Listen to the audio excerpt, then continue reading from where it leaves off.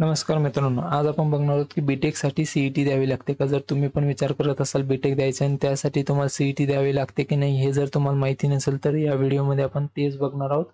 चॅनलवरती नवीन असाल तर सबस्क्राईब करून द्या, कारण मी असेच व्हिडिओ आपल्या सोप्या मराठी भाषेमध्ये आणत असतो.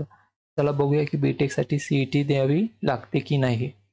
तर जी बीटेक साठी तुम्हाला सीईटी देणं गरजेचं आहे, जी एमएसटी सीईटी जी म्हणतो आपण महाराष्ट्र स्टेटची, तर ती देणं गरजेचं आहे. त्यानंतर मग तुमची जी ॲडमिशन प्रोसेस असते ती ॲडमिशन जे असते ते CAP through centralise admission process ज्याला आपण म्हणतो. म्हणजे तुम्हाला आधी रजिस्टर करावं लागेल, त्यानंतर तुमचे फॉर्म भरावं लागेल ऑनलाईन, त्यानंतर डॉक्युमेंट व्हेरिफिकेशन होईल, त्यानंतर तुम्हाला कॉलेजचे ऑप्शन्स टाकावे लागतील आणि त्यानंतर राऊंड होतील कॅप राऊंड, आणि त्यामध्ये मग तुम्हाला तुमच्या पर्सेंटेजनुसार जे कॉलेज लागेल तिथे तुम्हाला ॲडमिशन घ्यावं लागेल. तर ही ॲडमिशन प्रोसेस असते कॅपची.